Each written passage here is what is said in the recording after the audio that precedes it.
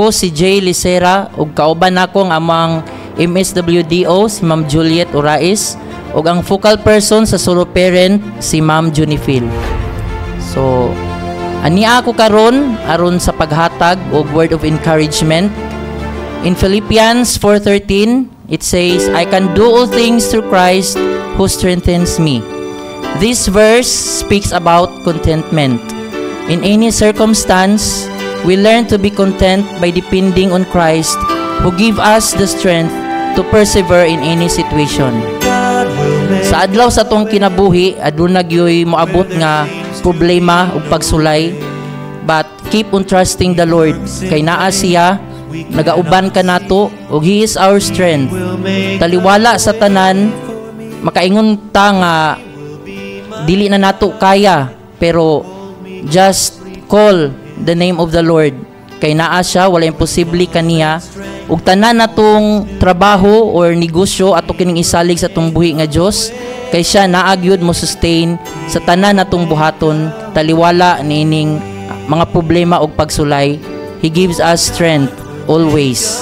So mura ka to sa mubo nga higayon, ug akong ihatag karon ang panahon sa among MSWDO Ma'am Juliet Orais.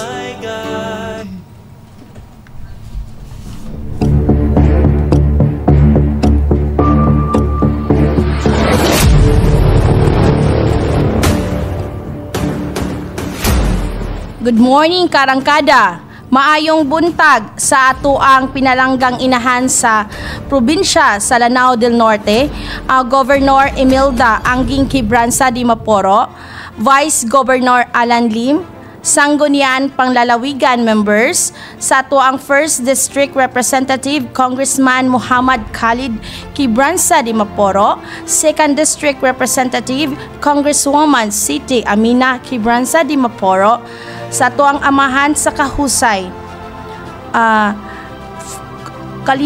amahan sa Kahusay ug Kalinaw, former Congressman Sir Bobby Di Makota Di Maporo, sa ato ang Local Government Unit of Tubod, sa ato ang maabtik nga Mayor Junicio Jimmy Y. Cabahog Jr., Vice Mayor Clifford J. Humalon, ug sa ato ang maabtik usab Sanggunian Bayan members, sa ato ang kauban nga sa buhat sa ato ang LGU employees, ug sa ako ang mga kauban, no, mga pinalanggang kauban sa MSWD staff, dili na lang nako tagsa-tagsa uno o mga maabtik og mga kanunay ni sila mo serbisyo 24 oras.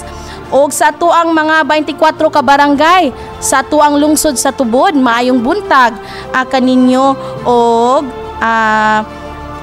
akong sugdan, no, ang ato ang programa sa MSWD office.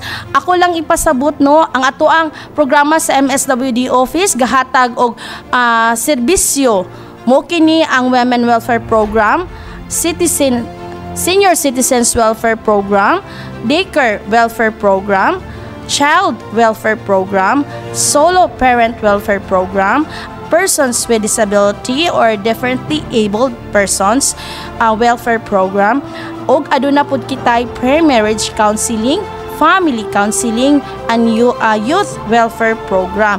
So akong ipatuki nako sa usa ka solo parent nga focal person nga si Ma'am Junifil Dayangco aron sa pagpaabot sa inyo og orientation or pagpalapnag ang unsa kining solo parent welfare program, kay aduna kitay daghang nabasa manggod sa Facebook nga aduna kini mga subsidiya, aduna kini pero apan naa kini mga qualification, aduna kini naapay ipasamit yun sa opisina. So aron masabtan sa lungsod sa Tubod, akong ihatag kaninyo si Ma'am Junifil Dayangco.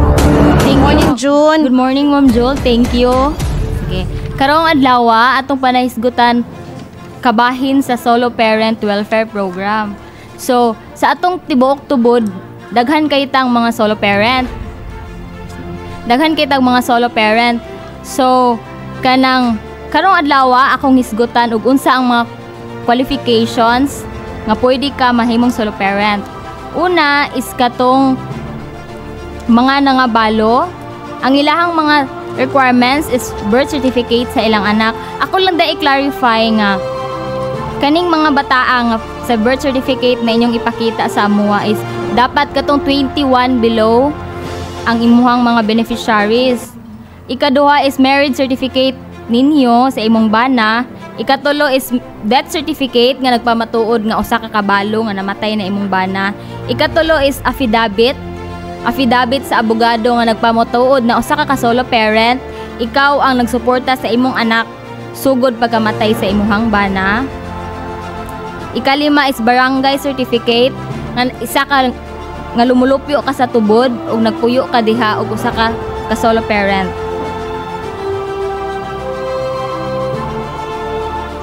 Another category is kanang kasado mo tapos gibiyaan ka sa imong bana. First requirements is birth certificate gihapon, ikaduha marriage certificate, affidavit gikan sa abogado, ikalima is affidavit from the barangay. Actually, tanang affidavit is sa abogado or sa barangay kuhaon in every category. Ako lang po di ay gihangyo ang tibuok mga barangay captain sa 24 ka barangays.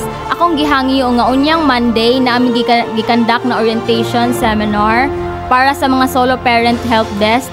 Gihangyo na ko ang tanan nga mo-attend kay anang adlaw magpahigayon mi og orientation kabahin sa mga benepisyo sa mga solo parent. Ako ra po na i-clarify nga dili ka pwede mahimong solo parent o wala ka beneficiary na anak. Sometimes manggod naay mo apply na usa ka solo parent kay pagtuo niya solo parent na siya kay nagkuan siya sa syara isa sa iyang kinabuhi, wala siya bana, pero dili ta pwede mahimong solo parent if wala tay beneficiary na mga anak. Kay kanang solo parent program is nambugna na siya tungod sa welfare sa mga bata. So dili ka pwede mahimong solo parent if wala kay anak or naaba kay anak pero above 22 years old na. Andyan.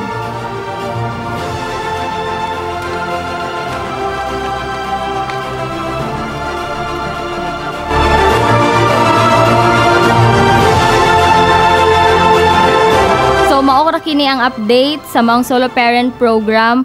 Ug sa sunod na pud naghihigayon nga mag-update na pud mi sa ubang mga programa sa MSWD. Daghang salamat.